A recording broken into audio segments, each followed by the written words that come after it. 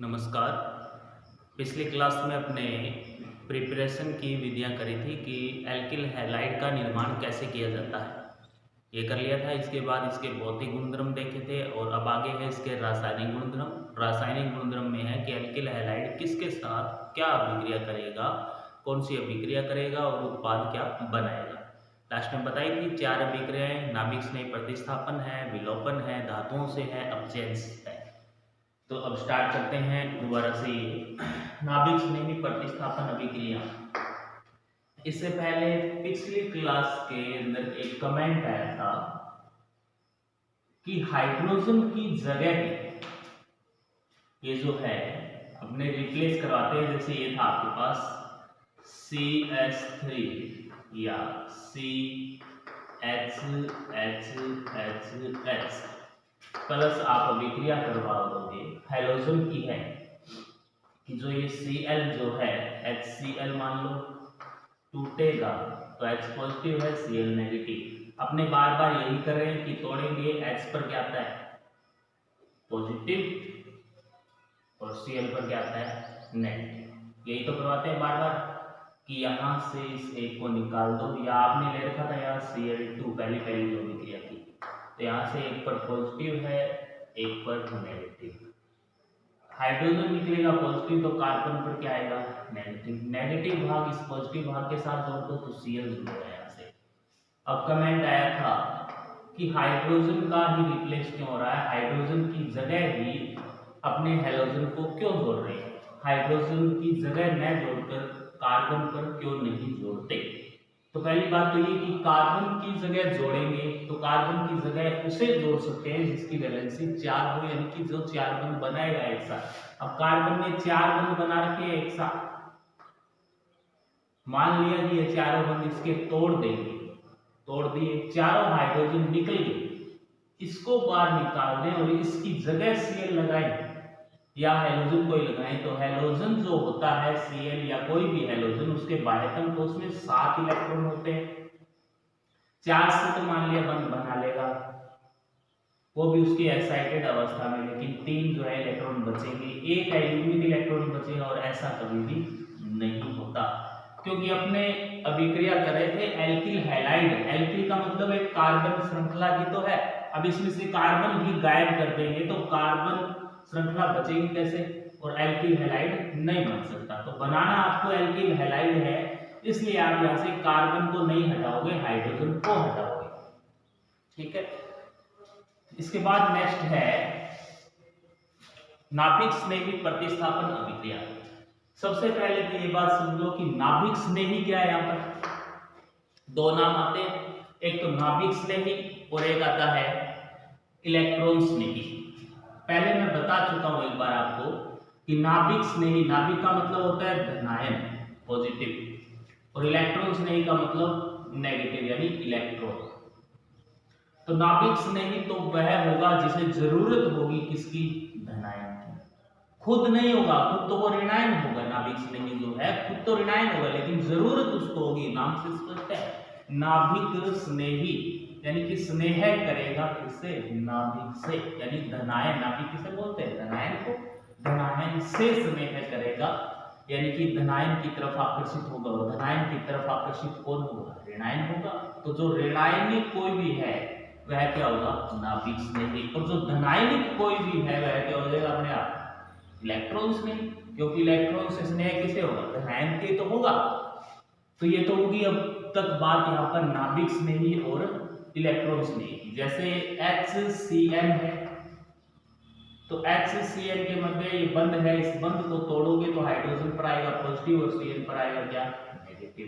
अब इन दोनों में से कौन इलेक्ट्रॉन स्नेही है, कौन नाभिक स्नेही, तो जिसके ऊपर माइनस होता है वो भाग क्या बनता है, नाभिक स्नेही, और जिसके ऊपर प्लस होता है वो भाग क्या बनता है, इलेक्ट्रॉन स्नेही। तो नाभिक स्नेही प्रतिस्थापन, प्रतिस्थापन का मतलब है जैसे कि ये है CH4 था, कार्बन, एक हाइड्रोजन, दूसरा, तीसरा, चौथा, यहां पर एक Cl जोड़ रखा है आपने, CH3Cl हो गया। ये नाभिक स्नेही प्रतिस्थापन, इसकी अभिक्रिया की ये जो है अभिक्रिया परिभाषा क्या हो जाएगी, कि कोई नाभिक स्नेही आएगा और किसी नाभिक स्नेही को निकाल देगा और उसकी जगह जुड़ जाएगा। प्रतिस्थापन का मतलब किसी दूसरे की जगह जुड़ना। तो इसमें से CH3Cl में से नाभिक स्नेही कौन बन सकता है? हाइड्रोजन को यहाँ से हटाएंगे तो हाइड्रोजन तो H पॉजिटिव निकलेगा, तो H पॉजिटिव जो है नाभिक स्नेही थोड़े, H पॉजिटिव है तो वो तो इलेक्ट्रॉन्स की है। यहाँ से Cl निकलेगा तो वो किस रूप में निकलेगा? नेगेटिव। तो Cl नेगेटिव के रूप में निकलेगा तो नाभिक स्नेही हो गया यहाँ से Cl नेगेटिव। तो नाभिक स्नेही निकलेगा और कोई नाभिक स्नेही ही आएगा इससे जुड़ने के लिए। तो आपको अभिक्रिया किसकी करनी है? एल्किल हैलाइड की। जो आपने अब तक एल्किल हैलाइड बना चुके हो वो एल्किल हैलाइड किसी अन्य के साथ कैसी अभिक्रियाएं दर्शाएगा। तो सबसे पहले नाभिक स्नेही प्रतिस्थापन अभिक्रिया देखते हैं। तो नाभिक स्नेही प्रतिस्थापन अभिक्रिया, मान लिया कि ये क्या है आपके पास RH एल्किल हैलाइड है, इसकी अभिक्रिया करवा रहे हो और नाभिक स्नेही प्रतिस्थापन करवानी है, यानी कि कोई नाभिक स्नेही आएगा। नाभिक स्नेही को लिख रहा हूं मैं किसी को NU नेगेटिव, न्यूक्लियोफिलिक, और न्यूक्लियोफिलिक जो होता है नाभिक स्नेही जो होता है उस पर कौन सा आवेश होता है? ऋणात्मक। तो यहां से निकलेगा क्या? X नेगेटिव और R पर क्या आ जाएगा? पॉजिटिव। उत्पाद के रूप में क्या बन जाएगा?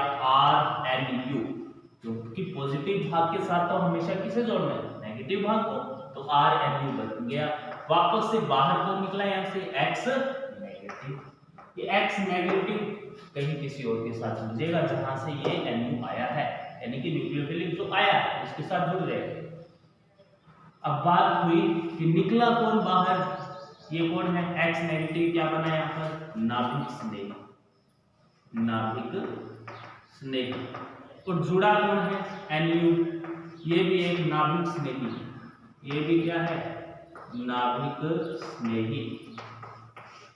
तो परिभाषा ऐसी हो जाएगी, वह अभिक्रिया जिसमें एक नाभिक स्नेही किसी यौगिक में से दूसरे नाभिक स्नेही का प्रतिस्थापन करवा देता है, नाभिक स्नेही प्रतिस्थापन अभिक्रिया कहलाती है।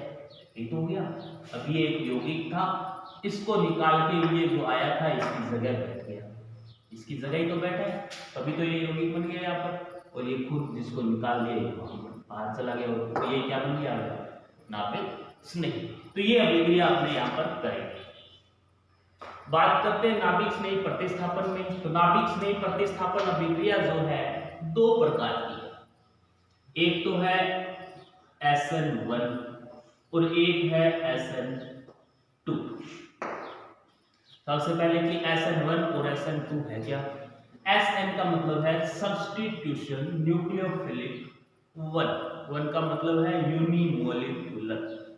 यहाँ पर होगा सब्स्टिट्यूशन न्यूक्लियोफिलिक 2 और 2 का मतलब निकलता है बाइमोलिकुलर। हिंदी में बोलेंगे तो एकाणुक नाभिक स्नेही प्रतिस्थापन अभिक्रिया, इसको बोलेंगे द्विअणुक नाभिक स्नेही प्रतिस्थापन अभिक्रिया। तो अपने को नाभिक स्नेही प्रतिस्थापन अभिक्रिया में दो प्रकार है, एक SN1 और एक SN2। इन दोनों का अध्ययन करना है। तो इनका अध्ययन एक दूसरे के सापेक्ष या कहने की अंतर के अनुसार अपने करेंगे। एक साइड लिख लेते हैं SN1 और एक हो गया आपके पास SN2।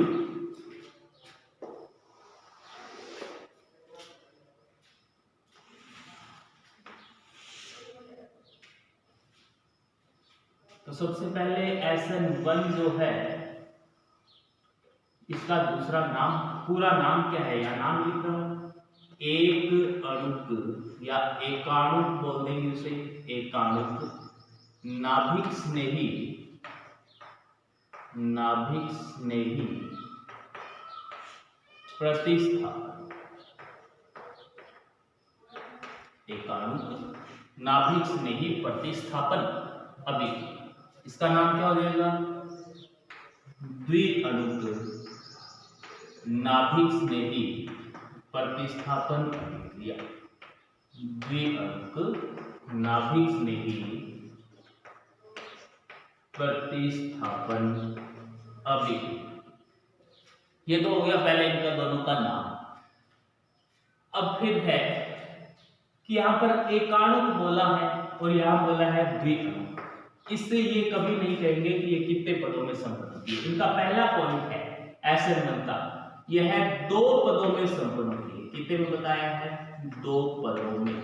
2 पद का मतलब कि 2 स्टेप में अभिक्रिया पूरी होगी, एक में कुछ और उत्पाद बनेगा, वापस से जो उत्पाद बना है वह आगे किसी अन्य के साथ अभिक्रिया करेगा, लास्ट अंतिम उत्पाद बनाएगा।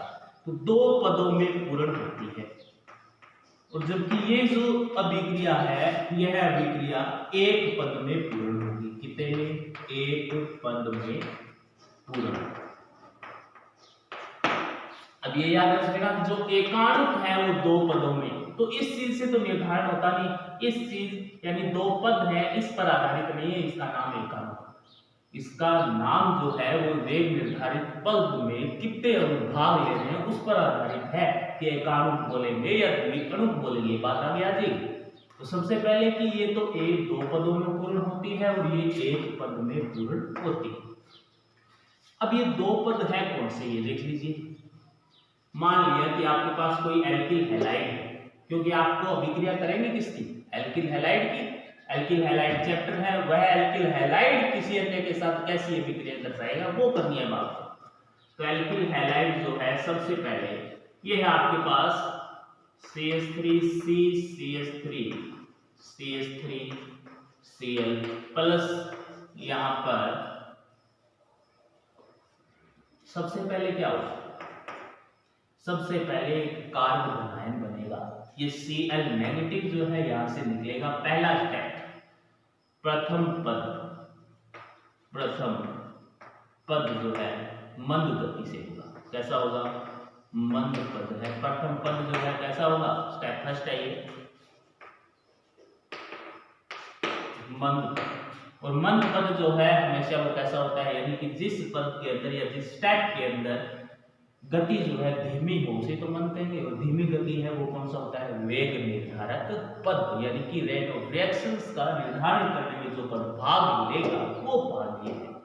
तो इसके अंदर Cl नेगेटिव यहां से निकलेगा, तो CH3 अब यहां से Cl नेगेटिव के रूप में निकलेगा या पॉजिटिव में, ये निर्धारित करेगा इन दोनों के मध्य विद्युतीयता। क्लोरीन और कार्बन के मध्य ये बंध है, इस बंध को तोड़ना है। क्लोरीन की विद्युतीयता कार्बन से अधिक है तो क्लोरीन पर नेगेटिव और कार्बन पर क्या आ जाएगा? पॉजिटिव। बंध तोड़ेंगे तो कार्बन CH3 CH3 और कार्बन पर यहाँ पर क्या आ गया? पॉजिटिव, प्लस यहाँ पर क्या निकलेगा बाहर? Cl negative. ये तो है पहला स्टेप, स्टेप फर्स्ट। अब है स्टेप सेकंड। स्टेप सेकंड के अंदर क्या होगा कि ये जो CH3 कार्बन धनायन बना CH3 CH3 पॉजिटिव जो आया ये है, इस पर अभिक्रिया होगी किसकी? न्यूक्लियोफिलिक की। कोई नाभिक में ही इस कार्बन धनायन पर क्या करेगा? आक्रमण करेगा, अटैक करेगा नाभिक में। जो भी है कोई भी नाभिक नहीं है ऋणात्मक होना चाहिए जिस पर, या उसके पास क्या होना चाहिए? लोन पेयर होना चाहिए।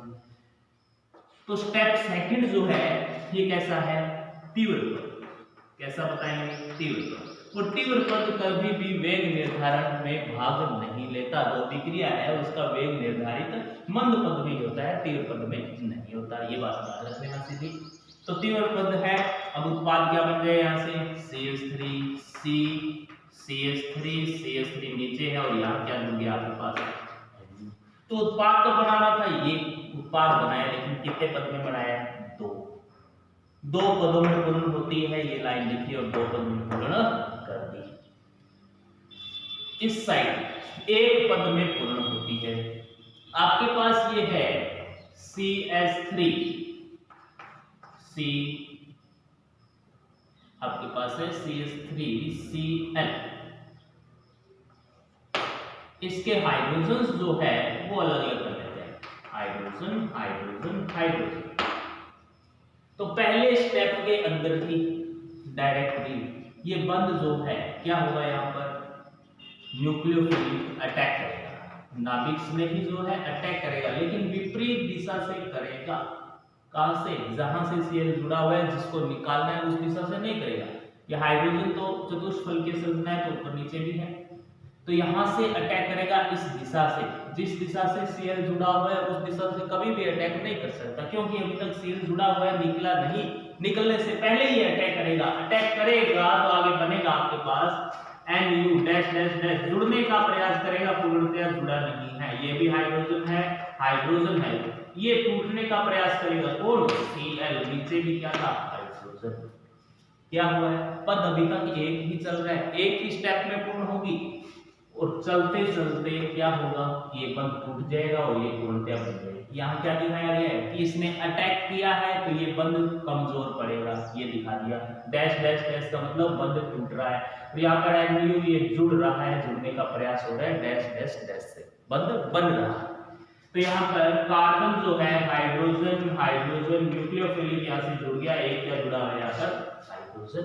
तो सीधी सी बात Cl निकला है और NU जुड़ा है, लेकिन जुड़ा किस दिशा से? विपरीत दिशा से। सेम उसी दिशा से तो नहीं जुड़ा, क्योंकि Cl जो है पहले नहीं निकला। अब ये तो पूरा एक ही पद है, एक पद में पूर्ण हो रही है, जबकि इसमें स्टेप 2 है, पहले कार्बोनाइन बनेगा, जबकि यहाँ पर इसमें कार्बोनाइन का निर्माण नहीं होता। अब अंतर की बात करें दोनों में, तो यहाँ पर बताया है ये जो पद इसका एक ही है, एक पद होगा तो वह जो एक है वही पद वेग निर्धारण में भाग लेगा। वेग निर्धारण पद कौन सा है? ये वेग निर्धारण पद एक ही तो है। अब वेग निर्धारण पद है तो इसमें कितने अणु भाग ले रहे हैं? एक तो ये एल्किल हैलाइड है आपके पास CH3Cl, एक नाभिक में ये Cu। तो वेग निर्धारण पद में कितने भाग ले रहे हैं अणु? 2, एक नाभिक में ये रहा और एक एल्किल हैलाइड। तो अभिक्रिया की दर R जो है समानुपाती है इन दोनों की सांद्रताओं के, क्योंकि वेग निर्धारण पद में जितने अणु भाग लेंगे उनकी सांद्रताओं की क्या समानुपाती होती है? अभिक्रिया की दर। तो R जो है समानुपाती है न्यूक्लियोफिलिक के और CH3Cl जो आपके पास है इन दोनों की सांद्रताओं के। तो कितने अणु के समानुपाती है? एक और एक 2, 2 अणु के इस अभिक्रिया की जो दर है समानुपाती इनकी सांद्रताओं पर निर्भर करती है। अतः इस अभिक्रिया का नाम क्या लिखा गया है? द्विअणुक नाभिक स्नेही प्रतिस्थापन। जबकि यहां देखेंगे तो पहला पद जो है वेग निर्धारक पद है, इसका वेग मंद पद जो है वेग निर्धारक पद, और इसके अंदर कितने अणु भाग लेते हैं? सिर्फ एक, CH3 CH3 CH3 CCl। तो एक पद जो है इसकी सांद्रता पर R जो है यहाँ से समानुपाती होगा इसकी सांद्रता पर CH3 का होल ट्राइस CCl, इसकी सांद्रता के समानुपाती है। तो एक अणु की सांद्रता के समानुपाती तो SN1 में है, इसलिए इसका नाम हो गया एकाणु, जबकि इसका नाम क्या लिख दिया गया? द्विअणु। क्यों? क्योंकि इसकी सांद्रता जो है अभिक्रिया की जो दर है या वेग बोलेंगे वह इसकी 2 अणुओं की सांद्रता के समानुपाती है, इसलिए इसका नाम क्या आ गया? द्विअणु। तो अब तक 2 बातें बताई जा चुकी कि यह एक तो 2 पदों में पूर्ण होती है और ये एक पद में पूर्ण होती है। दूसरा, इसका नाम एकाणु क्यों पड़ा और इसका नाम द्विअणुक क्यों पड़ा? इसलिए पड़ा कि इसमें एक अणु की सांद्रता पर निर्भरता है वेग निर्धारण में वेग की, और इसमें वेग की निर्भरता 2 अणुओं की सांद्रता पर है। तीसरी बात, इसमें कार्बोधनायन का निर्माण होता है। ये कार्ब है यानी कि कार्बन का एक यौगिक है जिस पर क्या आया है? धनायन। तो बोलेंगे कार्बोधनायन। इसमें कार्बोधनायन का निर्माण होता है, जबकि इसमें कार्बोधनायन का निर्माण नहीं होता, इसमें संक्रमण अवस्था बनती है। कौन सी बनती है? संक्रमण अवस्था। ठीक है, धनायन बना है तो लिखेंगे इसमें कार्बोधनायन का निर्माण होता है, दूसरी साइड लिख देंगे इसमें कार्बोधनायन का निर्माण नहीं होता। इसमें लिखेंगे कि इसमें संक्रमण अवस्था बनती है और इसमें लिख देंगे इसमें संक्रमण अवस्था का निर्माण नहीं होता। अब नेक्स्ट पॉइंट की बात करें कि न्यूक्लियोफिलिक जो है आक्रमण कहां से करे, तो ये आक्रमण कहीं से भी कर सकता है, क्योंकि Cl जो था वो तो हट गया। अब इस साइड से भी कर सकता है, इस साइड से भी कर सकता है, तो किसी भी दिशा से कर सकता है। जबकि यहाँ पर बताया कि अभी तक हटा नहीं है, और न्यूक्लियोफिलिक जो है वो आक्रमण कहां से करेगा? सिर्फ पश्च आक्रमण, सामने से तो नहीं करेगा, जहां Cl जुड़ा है वहां से नहीं कर सकता। कहां से करेगा? उल्टा, विपरीत दिशा। Cl जुड़ा है वहां से क्यों नहीं कर सकता? क्योंकि Cl जुड़ा हुआ है, निकला नहीं है, यहाँ पर त्रिविम बाधित है, अभी तक इसके पास जगह नहीं है यहाँ से जुड़ने के लिए, इसलिए विपरीत जगह से जुड़ेगा। जबकि इसके पास यहाँ तो दो जगह है, इस दिशा से भी आ सकता है, इस दिशा में। अब CH3 कहोगे कि इस तल में CH3 यहाँ भी हो सकता है, ठीक है।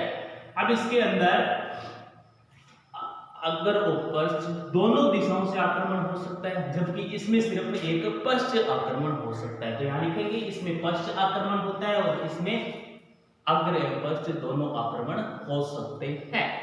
अब लिखेंगे इसमें, तो सबसे पहले इसमें Cl जो है आगे की दिशा में, जबकि उत्पाद बनेगा तो Nu यानी कि कोई भी नाभिक संयोग विपरीत दिशा में जुड़ेगा, तो विन्यास जो है वो क्या हो जाएगा, उल्टा।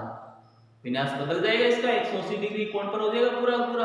तो विन्यास बदलेगा तो इसमें बोलेंगे इसमें विन्यास का प्रतिपन्न होता है, जबकि इसमें विन्यास का प्रतिपन्न नहीं होता।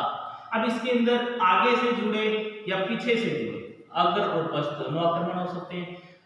तो यौगिक यदि जो आपने ले रखा है वह प्रकाशिक समावयवी यदि है, तो प्रकाशिक समावयवी है, उसके इस साइड जोड़ोगे तो एक ग्रुप और दूसरी साइड से जोड़ दोगे, पश्च आक्रमण करवाओगे दूसरा ग्रुप, यानी डी ग्रुप भी बन सकता है और एल ग्रुप भी। तो कहीं से भी जुड़ सकता है, ये जरूरी थोड़ी है कि आगे से जुड़ेगा, आगे से भी जुड़ सकता है कुछ भाग में, कुछ भाग में पीछे से। तो डी भी बनेगा और एल भी, तो उत्पाद जो बनेगा डी और एल इन दोनों का क्या होगा, मिश्रण। और डी और एल ग्रुप जो होते हैं इन दोनों के मिश्रण को अपने क्या बोलते हैं, रेसिमिक मिश्रण। हमेशा याद रख लेना कि क्या है कि डी और एल इन दोनों रूपों की समान मात्रा में बनाया गया मिश्रण जो है वो क्या कहलाता है, रेसिमिक मिश्रण। बात होगी यहाँ पर रेसिमिक मिश्रण की। यहाँ क्या होगा, विन्यास का क्या हो रहा था, प्रतिपन्न। विन्यास के प्रतिपन्न को अपने क्या बोलते हैं, वाल्डन। क्या बोलते हैं, वाल्डन प्रतिलोमन। वाल्डन प्रतिलोमन हो गया। अब इसके बाद है कि इसके अंदर तो कार्बनायन बनेगा। अब कार्बनायन बनेगा तो क्रियाशीलता की बात करें, और क्रियाशीलता सबको पता है कि कार्बनायन में 3 डिग्री की क्रियाशीलता अधिक होती है, फिर 2 डिग्री की होती है, लास्ट में आता है 1 डिग्री। क्योंकि क्रियाशीलता कल ही बताई थी, किससे देखते हैं, स्थायित्व से। तो 3 डिग्री कार्बनायन में 1 2 3 क्या है, एल्किल समूह है, या 3 प्लस आई प्रभाव दर्शाने वाले समूह जो प्लस को समाप्त करेंगे, इसलिए 3 डिग्री का स्थायित्व सबसे अधिक। यदि 2 समूह है वो 2 डिग्री हो जाएगा, तो क्या होगा, उसका स्थायित्व थोड़ा कम होगा इसकी तुलना में, इसलिए 3 डिग्री का स्थायित्व सबसे अधिक, फिर 2 डिग्री और फिर 1 डिग्री का। यही कारण है कि 3 डिग्री की क्रियाशीलता सबसे अधिक होती है, फिर 2 डिग्री की होती है, फिर किसकी होती है, 1 डिग्री की। अब ये करके भी देख लेंगे। जबकि इसमें क्या लिखेंगे, इसमें कोई कार्बनायन बन ही नहीं रहा, कार्बनायन नहीं बन रहा और साथ में एक ही पद में अभिक्रिया संपन्न हो रही है, तो क्रियाशीलता SN2 अभिक्रिया में 1 डिग्री की सबसे अधिक होगी, फिर 2 डिग्री की होगी और फिर 3 डिग्री की। उल्टा होगा इसके अंदर, याद रख लेना। इसमें क्रियाशीलता है 3 डिग्री की सबसे ज्यादा, फिर 2 डिग्री एल्किल हैलाइड की, फिर 1 डिग्री एल्किल हैलाइड की, क्योंकि इसमें कार्बनायन बनेगा। जबकि इसमें कार्बनायन नहीं बनेगा, इसलिए उल्टा करेंगे, 1 डिग्री 2 डिग्री 3 डिग्री। क्योंकि 3 डिग्री में क्रियाशीलता इसलिए सबसे कम हो जाती है क्योंकि में त्रिविम बाधित बाधा उत्पन्न हो जाती है। क्योंकि जैसे जैसे अणुओं की संख्या बढ़ती जाएगी, 3 डिग्री तभी होगा जब इसमें कार्बन की संख्या बढ़ेगी। कार्बन की संख्या बढ़ेगी तो त्रिविमीय आकाश में बाधा उत्पन्न होगी, जिसके कारण इसकी क्रियाशीलता क्या होती जाएगी, कम। क्योंकि यहाँ पर तो एक साथ ही एक ही पद में स्टेप में अभिक्रिया संपन्न होती है। ये हुई अब तक बात कुछ इनकी SN1 और SN2।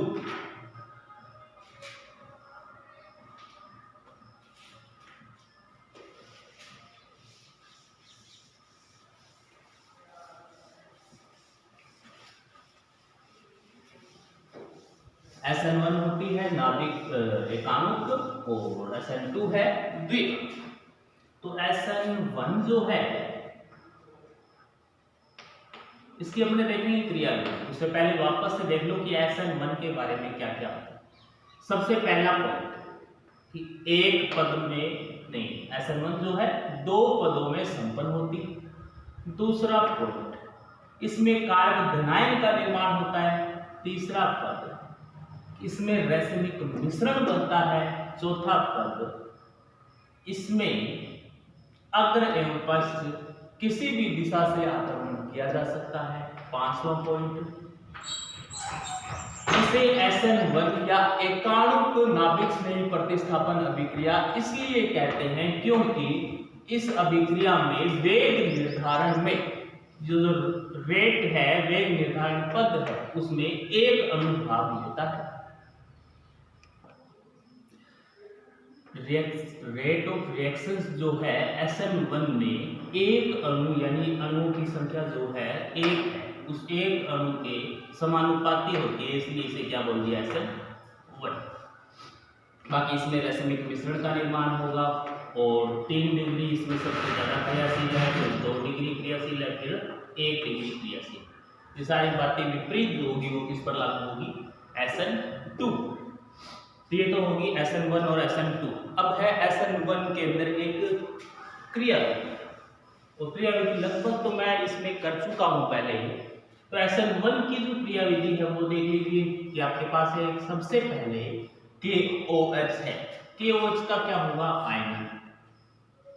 KOH का आयनन होगा तो एक तो बनेगा K पॉजिटिव और एक बन जाएगा यहाँ पर OH नेगेटिव बन गया। अब इन दोनों में से नाभिक स्नेही कौन सा है? यही तो है नाभिक स्नेही, OH नेगेटिव। तो OH नेगेटिव का अपने उपयोग करेंगे, लेकिन नेक्स्ट स्टेप में दूसरे में। अभी तक तो पहला स्टेप चल रहा है, अब आएगा यहाँ पर स्टेप फर्स्ट। क्रिया विधि की बात हो रही है तो क्रिया विधि यहाँ से स्टार्ट करेंगे। स्टेप फर्स्ट है तो अपने SN1 देख रहे हैं तो 3 डिग्री की करेंगे, और यदि SN2 के बारे में बात करें तो 1 डिग्री कोई यौगिक लेंगे और उसके बारे में चलेंगे। तो स्टेप फर्स्ट इसका है कि CH3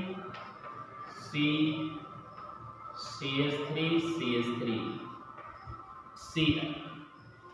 सबसे पहले स्टेप फर्स्ट में इसका क्या होगा? आयनन। वापस से ये टूटेगा, कार्बन आयन बनेगा स्टेप फर्स्ट के अंदर बनेगा तो CH3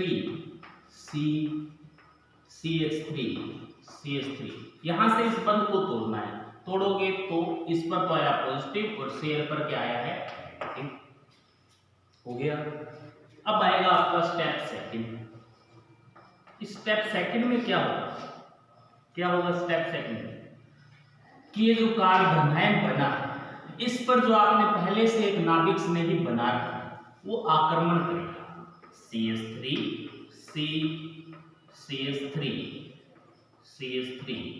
आगे पॉजिटिव है प्लस Nu नेगेटिव आक्रमण करेगा। सीधी सी बात है, यानी कि इसके साथ अभिक्रिया करेगा तो उत्पाद क्या बढ़ जाएगा? Nu नहीं है आपके पास, OH नेगेटिव बना रखा है, OH नेगेटिव है तो CH3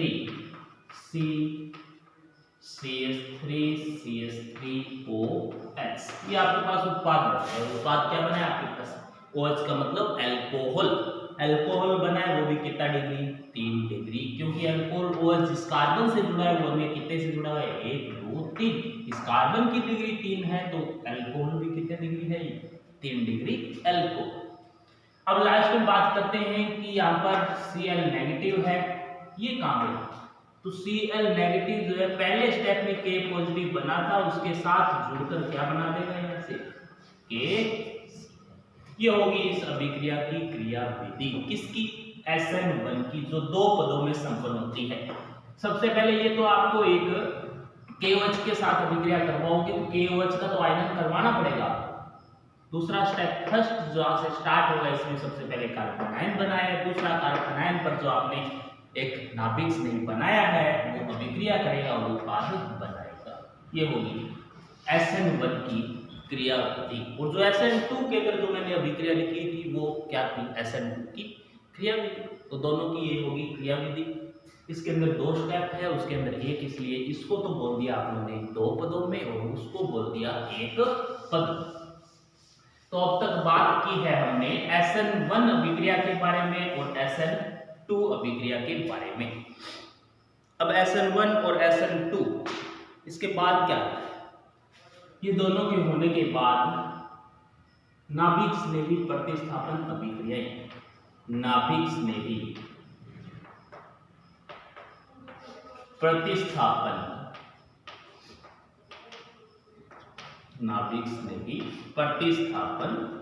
अभिक्रियाएं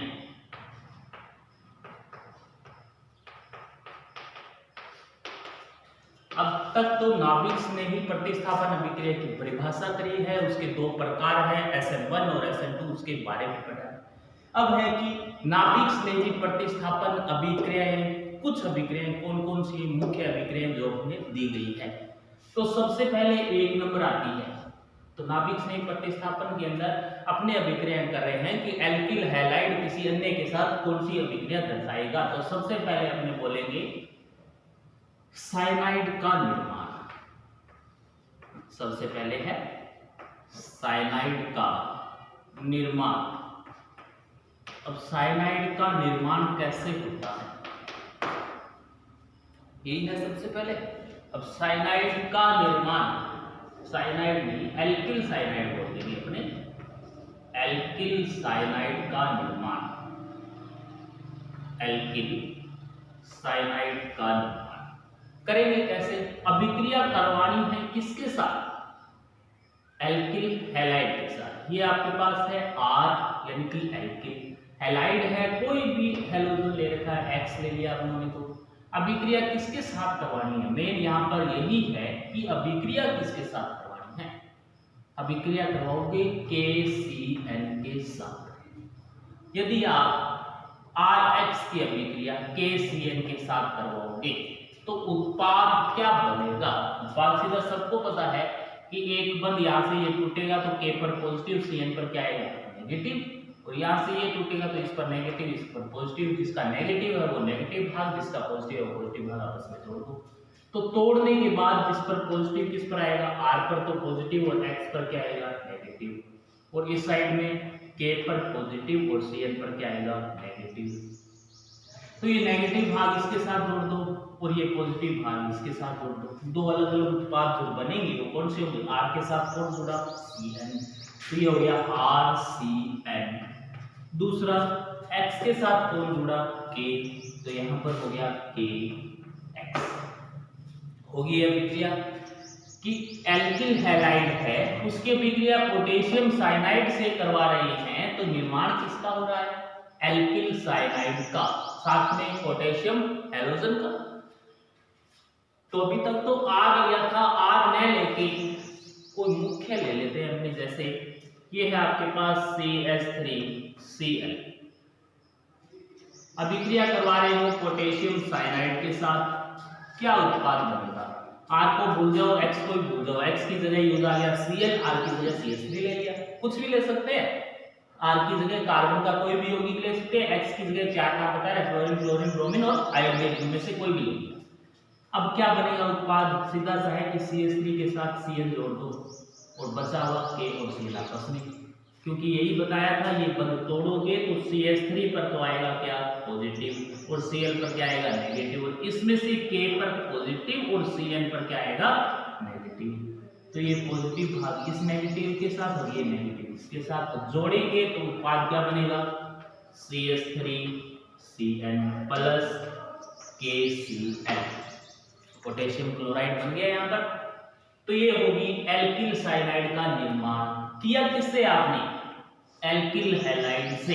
तो एल्किल हैलाइड की पहली अभिक्रिया आपने कर ली कि एल्किल हैलाइड की अभिक्रिया यदि पोटेशियम साइनाइड से करवाते हैं तो एल्किल साइनाइड का निर्माण होता है। आपको यही याद रखना मुख्यतः उत्पाद ये बन जाएगा, KCN से अभिक्रिया करवाएंगे तो बनेगा, अन्यथा नहीं बनेगा।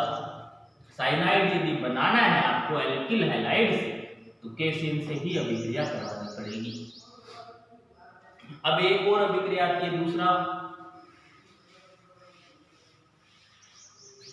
यहां पर है एल्किल साइनाइड न बोलकर यहां बोलेंगे एल्किल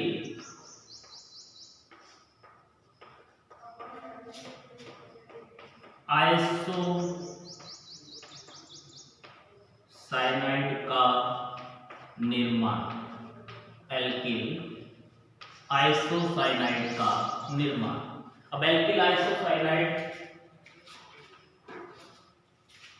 एल्किल आइसोसाइनाइड का निर्माण कैसे होगा, यहां पर तो KCl ले रखा था, वापस सेम वही है RX, ये क्या है एल्किल और ये हैलाइड। एल्किल हैलाइड जो है इसकी अभिक्रिया AgCN सिल्वर साइनाइड से करवाने पर किसका निर्माण होगा? वापस से वही होगा, क्या? आइसोसाइनाइड। अब ऐसे नहीं होगा, बंद नहीं टूटेगा इसके बीच में से, ये याद रख लेना हमेशा। अब क्या होगा कि R तो पॉजिटिव बन गया, ये भी यहां से X नेगेटिव के रूप में निकल जाएगा, लेकिन यहां से ये जो बंध है इनके बीच में, ये कभी नहीं टूटेगा और ये उत्पाद यहां पर बन जाएगा RN⋯C। प्लस में उत्पाद के रूप में क्या निकल गया? AgX। साथ में क्या निकल गया? AgX। अब यहां से क्या दिखाई दे रहा है कि RX यानी एल्किल हैलाइड की अभिक्रिया पोटेशियम साइनाइड से करवाएंगे तो साइनाइड बन जाएगा, एल्किल साइनाइड। यदि आपने एल्किल हैलाइड, वापस से वही तो है, एल्किल हैलाइड की अभिक्रिया सिल्वर साइनाइड से करवा दी तो यहाँ पर साइनाइड की बजाय आइसोसाइनाइड का निर्माण हो जाता है। अब यहाँ पर प्रश्न यह उठता है कि ऐसा क्या होता है कि KCN से अभिक्रिया करवाएंगे तो कार्बन जो है R के साथ जुड़ता है, जबकि AgCN से अभिक्रिया करवाते हैं तो नाइट्रोजन जुड़कर आइसोसाइनाइड का निर्माण करवाता है। ऐसा क्यों होता है? अब इसका उत्तर दिया गया है, और उत्तर है क्या? देख लीजिए। एक तो है आपके पास KCN और एक आपके पास है AgCN। ओके, नाइट्रोजन के पास क्या होता है? मुझे लोन पेयर, नाइट्रोजन 3 ही तो बंध बनाएगा अधिकतम। अब यहाँ पर जुड़े कैसे हुए ये भी देख लीजिए। यहाँ पर है 2 3, ये लोन पेयर यहाँ पर भी है। लोन पेयर का मतलब एकाकी इलेक्ट्रॉन युग्म 2 इलेक्ट्रॉनों का जोड़ा जो है क्या कहलाएगा? Lone pair. AgCN यहाँ पर भी 1 2 3 बंध बनाकर नाइट्रोजन जुड़ा हुआ है, जिसके पास एक क्या है? Lone pair. दोनों ऐसे हैं, लेकिन फर्क एक है कि पोटेशियम और कार्बन ये जो बंध है, इस बंध कैसा बंध है? ये आयनिक बंध है। कैसा है? आयनिक बंध। अब आयनिक बंध जो है वह आसानी से क्या हो जाता है? टूट जाता है। इन दोनों के मध्य ये जो बंध है यह कैसा दिखाई दे रहा है? आयनिक है, यानी आयनों में टूट जाएगा आसानी से, जबकि सिल्वर जो है आसानी से नहीं टूट सकती। क्यों? ये जो इनके मध्य बंध है ये आयनिक न होकर कौन सा बंध है? सहसंयोजक बंध। कैसा बंध बता रहा है इसे? सहसंयोजक बंध। सहसंयोजक बंध। तो उत्तर यहीं से निकल जाता है कि KCN में पोटेशियम और कार्बन के मध्य आयनिक बंध होने के कारण यह बंध आसानी से टूट जाता है और कार्बन की एक वैलेंसी मुक्त होने के कारण कार्बन जो है एल्किल से जुड़कर एल्किल साइनाइड का निर्माण कर देता है। क्योंकि कार्बन यदि अटैच होगा, जुड़ेगा, तो उसे तो अपने बोलेंगे साइनाइड। तो यहां से ये बंध टूटेगा तो इस कार्बन की वैलेंसी खाली हो जाती है और यह पर क्या बना देता है? साइनाइड। जबकि AgCN के लिए बात आएगी तो यहां पर उत्तर देंगे कि जबकि AgCN में Ag व कार्बन के मध्य का बंध सहसंयोजक होने के कारण आसानी से नहीं टूट पाता एवं इसमें नाइट्रोजन के पास लोन पेयर जो है यह लोन पेयर दान कर आसानी से बंध बना लेता है। जैसा बंध ये यहाँ पर दिखा रखा है, ये नाइट्रोजन जो है ये इसके साथ जो है बंध लोन पेयर दान कर यहाँ पर क्या बना लेगा? बंध। एक बंध ये जैसे ही बनाएगा नाइट्रोजन जुड़ जाएगा, नाइट्रोजन जुड़ जाएगा, जुड़ने के बाद यह बंध क्या होगा? टूटेगा। पहले नहीं टूटेगा, नाइट्रोजन जैसे जुड़ेगा, जुड़ने के बाद ये वाला बंध जो है क्या हो जाएगा? टूट जाएगा। तो इस कारण क्या कहेंगे हमने कि Ag और कार्बन के मध्य सहसंयोजक बंध होने के कारण यह बंध आसानी से नहीं टूट पाता और नाइट्रोजन अपना लोन पेयर दान करके बंध बना लेता है, जिससे RNC कंपाउंड बनता है और जिसे अपने क्या बोलते हैं? आइसोसाइनाइड। तो आगे उत्तर आपके पास कि KCN से यौगिक केसिन से अभिक्रिया एल्किल हैलाइड की करवाते हैं तो आरसीएन का निर्माण होता है, जबकि आरएक्स की अभिक्रिया वही एजीसीएन से करवाने पर आरएनसी का निर्माण क्यों होता है? उसका उत्तर ये यहाँ पर दे दिया गया कि के और सी के मध्य बंध आयनिक है जो आसानी से टूट जाता है और कार्बन मुक्त होने के कारण आसानी से जुड़कर साइनाइड बनाता है, जबकि एजीसीएन में Ag और C के मध्य सहसंयोजक बंध होने के कारण यह आसानी से नहीं टूट पाता और नाइट्रोजन अपना लोन पेयर देकर बंध बना लेता है, जिससे आइसोसाइनाइड का निर्माण होता है। ये हो गया इसका उत्तर। दो अभिक्रियाएं कर ली आपने, पहली एल्किल साइनाइड का निर्माण है, दूसरी एल्किल आइसोसाइनाइड का निर्माण। इसके बाद है अल्कोहल का निर्माण। नाभिक स्नेही प्रतिस्थापन अभिक्रियाओं के अंदर दो, पहली कौन सी है? साइनाइड का निर्माण और दूसरी बताई है आइसोसाइनाइड का निर्माण। आगे है तीसरी,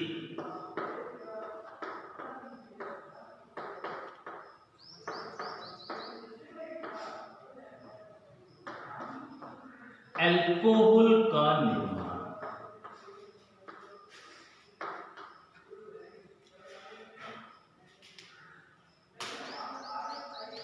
अब अल्कोहल का निर्माण करना किससे है? अब यहाँ पर रासायनिक गुणधर्म पढ़ रहे हैं तो ये बात हमेशा याद रखना कि करवानी अभिक्रिया किसकी है। करवाएंगे हमेशा एल्किल हैलाइड की। आप हमेशा आरएक्स लोगे जब तक ये चैप्टर चल रहा है। आरएक्स की अभिक्रिया किसके साथ करवाई जाए? किसके साथ? यही तो ढूंढना है आपको कि आपके पास अल्कोहल बने, और अल्कोहल क्या होगा? ROH। तो कोई भी होगी, देख लो ये R है यहाँ से, तो R का तो ये आ गया, लेकिन OH इसने किस में से लिया है? ये है यहाँ पर आपके पास KOH हो गया। लेकिन यहाँ पर ये याद रखना, ये KOH है कैसा? जलीय। आगे एक और अभिक्रिया आएगी। अभी तक अपने अभिक्रिया पढ़ रहे हैं नाभिक स्नेही प्रतिस्थापन। नाभिक स्नेही प्रतिस्थापन में एल्किल हैलाइड की अभिक्रिया जलीय की ओर से करवाओगे तो अल्कोहल बनेगा। लेकिन यही अभिक्रिया यदि RH जो है इसकी अभिक्रिया KOH जो है इसमें अल्कोहलिक लिख दिया, जलीय न लिखकर एक्वस न लिखकर उसने कह दिया कि अल्कोहलिक KOH है, तो ये अल्कोहल नहीं बनेगा। आगे ये याद रख लेना, अल्कोहल न बनकर इसमें एल्कीन का निर्माण हो जाएगा। यहाँ पर बीटा विलोपन के द्वारा एक एल्कीन बन जाएगी। क्या बन जाएगी? एल्कीन। क्या कारण है कि आपने फर्क तय किया कि जलीय KOH लोगे तो अल्कोहल बनेगा, अल्कोहलिक KOH लेंगे तो एल्कीन बनेगा। कारण ये होता है कि यह आयनिक यौगिक है, जलीय यानी जल में डालने पर, जल में घुला हुआ है KOH, तब बोल रहे हैं कि जलीय है, और ये अल्कोहल में डाला हुआ है KOH, तब इसको बोलेंगे अल्कोहलिक KOH। तो जलीय जल के अंदर डाला हुआ KOH है तो ये बंध आसानी से टूट जाता है। ये बंध टूट जाता है तो ये आयनिक रूप में पाया जाएगा K पॉजिटिव और OH नेगेटिव में। तो OH नेगेटिव आसानी से मिल जाता है और यहाँ से जुड़ जाएगा। जबकि इसमें क्या होगा? अल्कोहलिक है और अल्कोहल में यह KOH आयनित नहीं होता, बंध नहीं टूटता।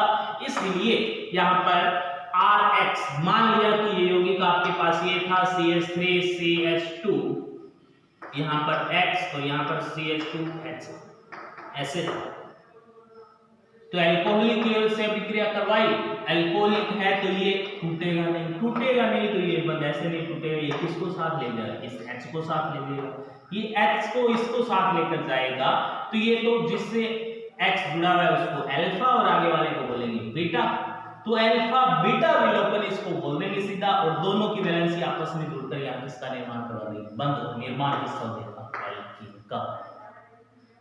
तो पता लग गया क्यों यहाँ पर अपने ले रहे हैं जलीय। तो जलीय KOH लोगे तो आसानी से OH नेगेटिव मिलेगा, जो एक नाभिक स्नेही की तरह आक्रमण करते हुए किसका निर्माण करवा देगा? अल्कोहल का। तो ये तो अभिक्रिया नीचे वाली जो बताई थी विलोपन, ये तो नाभिक स्नेही प्रतिस्थापन अभिक्रियाएं जो है जितनी भी सारी कंप्लीट होने के बाद शुरू होगी विलोपन अभिक्रियाएं। विलोपन में अभिक्रिया आएगी कौन सी? अल्फा बीटा विलोपन, जिसमें ये पहली अभिक्रिया है। अब अपने पढ़ रहे हैं अल्कोहल का निर्माण, और अल्कोहल में एल्किल हैलाइड जो है इसकी अभिक्रिया जलीय पेय से यदि अपने करवाएंगे तो निर्माण होगा अल्कोहल का। तो यहां से बचा क्या है साथ में KX बचा है। अब इसके अंदर मान लिया कि मैंने ये यौगिक ले रखा था CH3CH2 Br,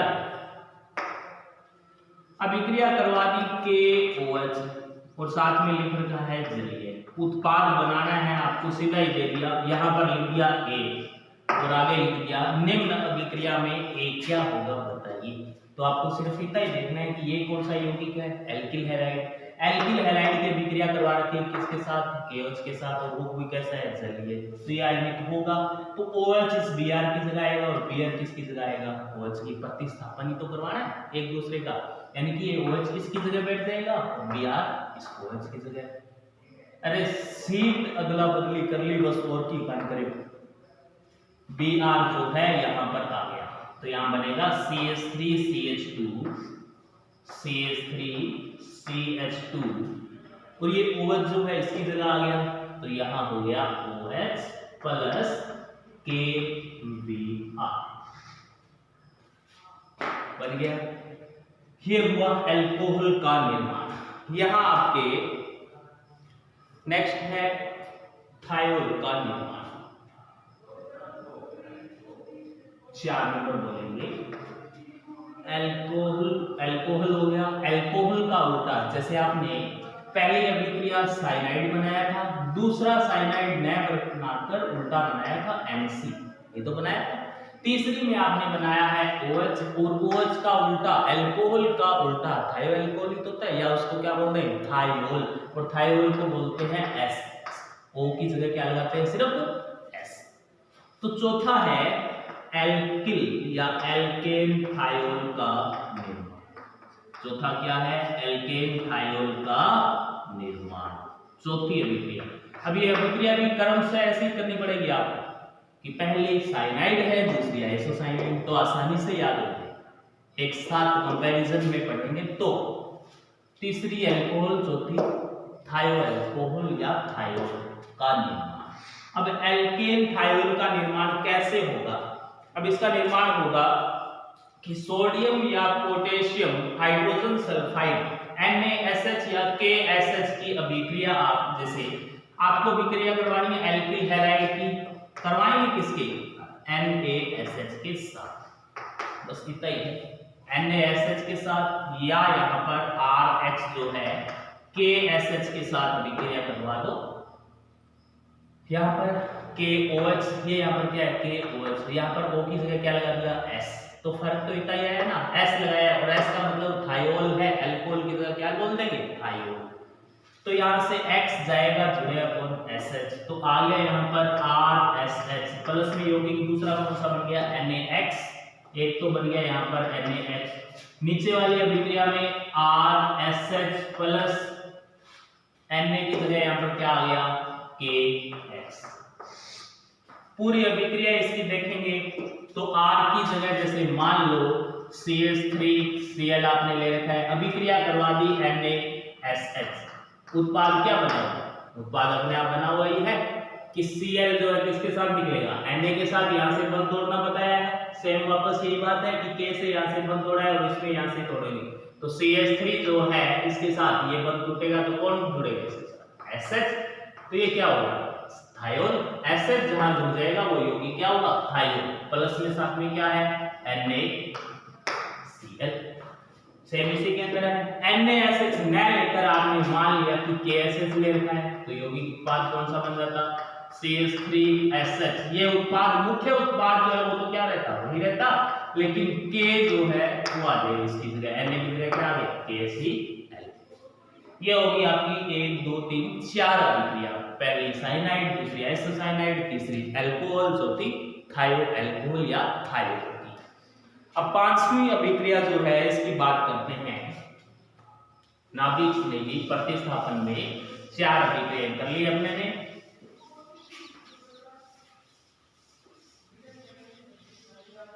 पांचवी अभिक्रिया है एल्किल नाइट्राइड का निर्माण या एल्केन नाइट्राइट का निर्माण। 5 नंबर है एल्केन नाइट्राइट का निर्माण। और 6 नंबर आपके पास आएगी, कौन सी आएगी 6 नंबर? नाइट्रो एल्केन का निर्माण। 6 नंबर आएगी नाइट्रो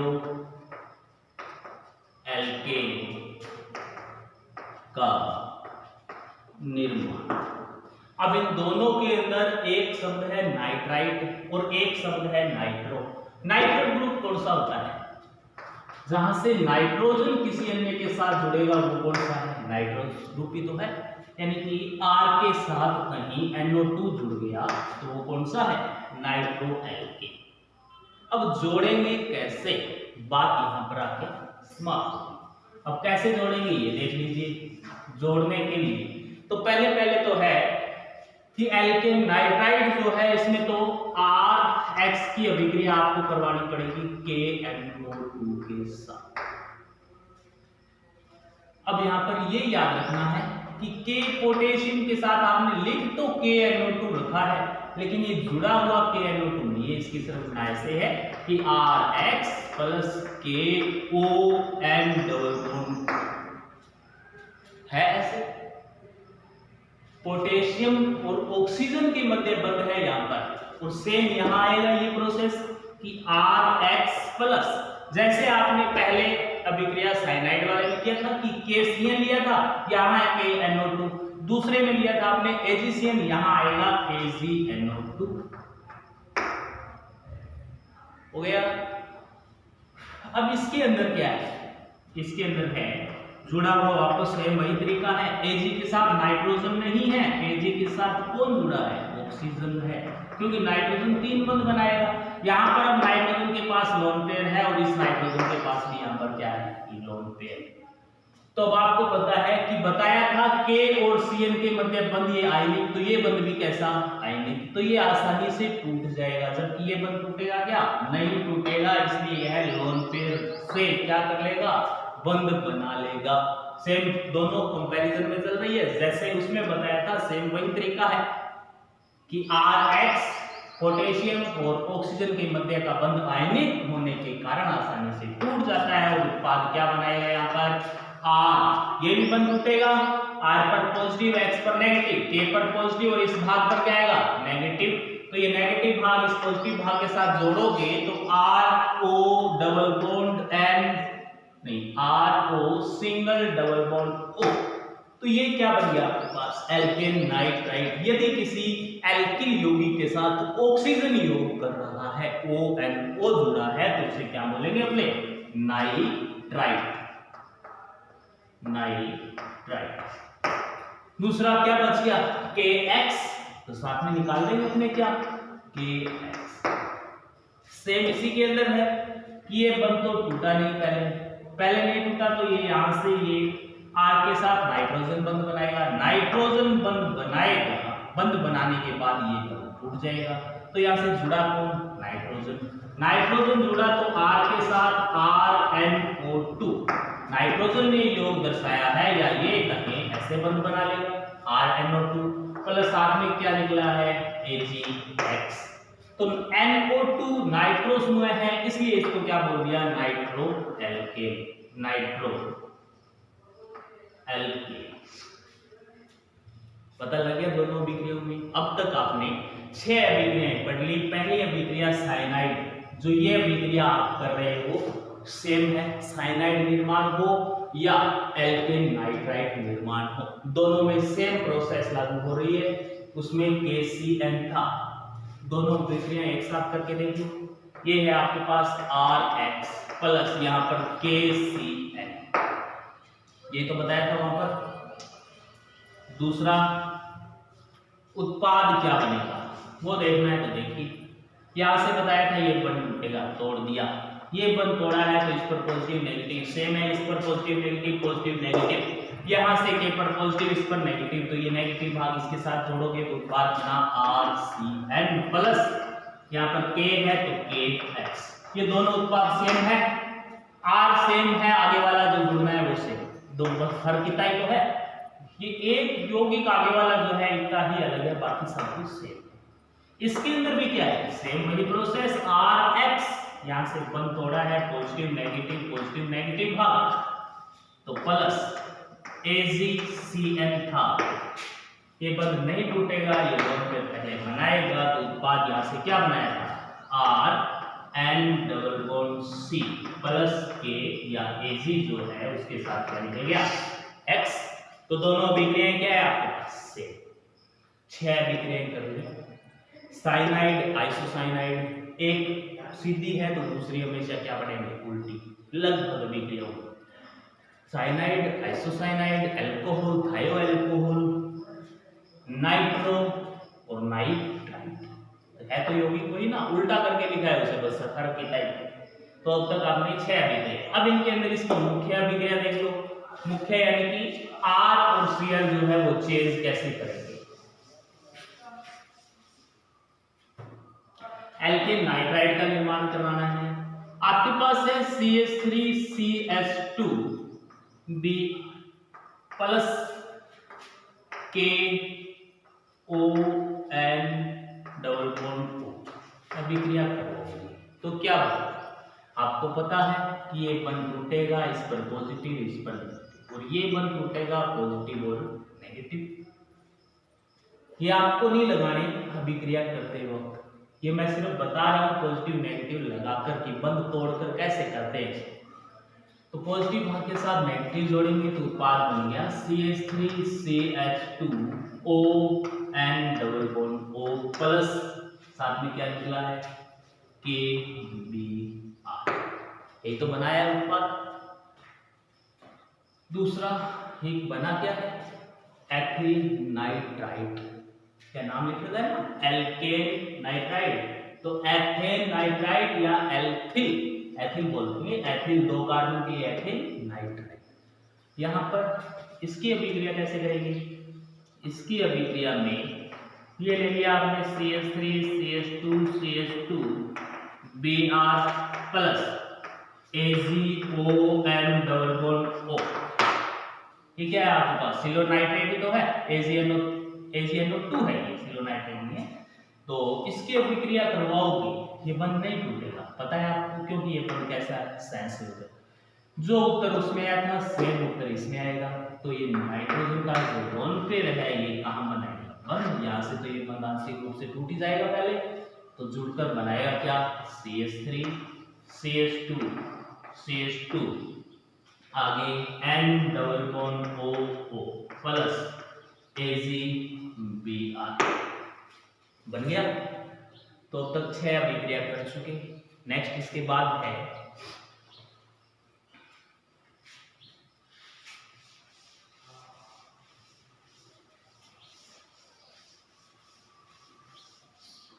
ये अभिक्रिया जो पढ़ रहे हैं वो कौन सी है, नाभिक स्नेही प्रतिस्थापन। सारों में अपने यही कर रहे हैं कि नाभिक स्नेही बनाकर उसका आक्रमण करवा रहे हैं। 6 कर ली, 7वीं है ईथर का निर्माण। किसका निर्माण, ईथर का निर्माण। और सेम इसका उल्टा करेंगे तो कौन सी आएगी, ईथर का उल्टा थायो ईथर, थायो ईथर का निर्माण। अब कोई ये मत सोच लेना कि ये ईथर क्या है, 11वीं क्लास के अंदर आपके सारणी आई हुई है, पूरी फंक्शनल ग्रुप की पूरी सारणी दी गई है IUPAC नेमिंग के समय, सभी फंक्शनल ग्रुप बताए गए हैं। ये ईथर होगा ROR या कहें एक ऑक्सीजन जिसकी दोनों वैलेंसी खाली है, थायो ईथर होगा S दोनों वैलेंसी खाली है।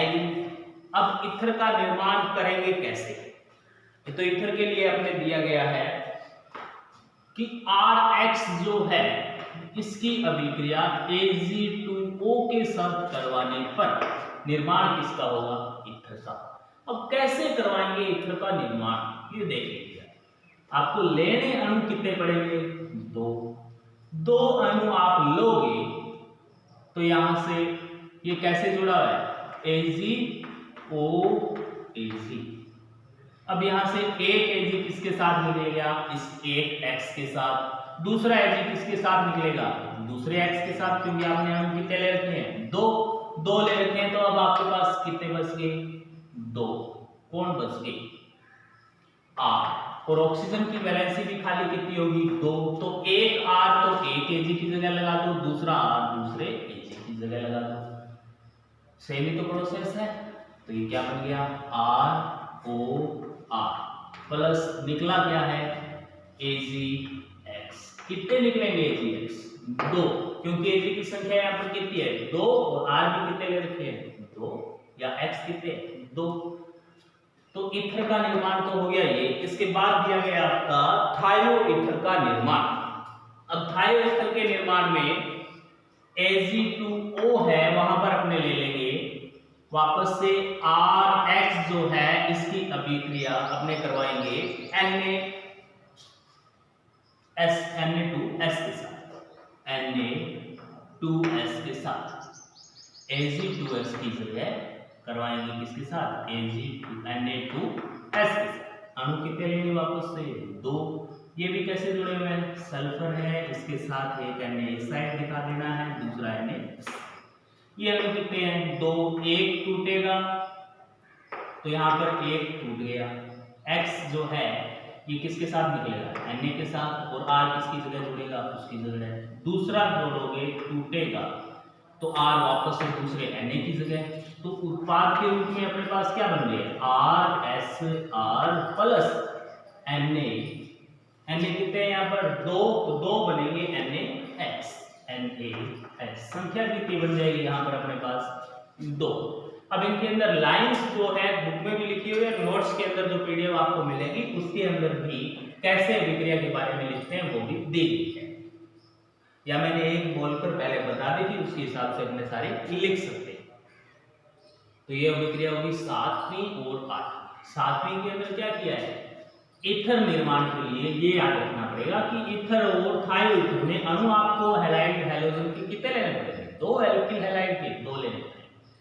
तो ईथर बनाने के लिए Ag2O से अभिक्रिया करवाओगे और थायो ईथर बनाने के लिए Na2S से अभिक्रिया करवाएंगे। हो गया, ये होगी अब आपकी 8 अभिक्रियाएं। इसके बाद इसमें एक दो अभिक्रिया और बचती है, इसके बाद का नेक्स्ट क्लास में करेंगे।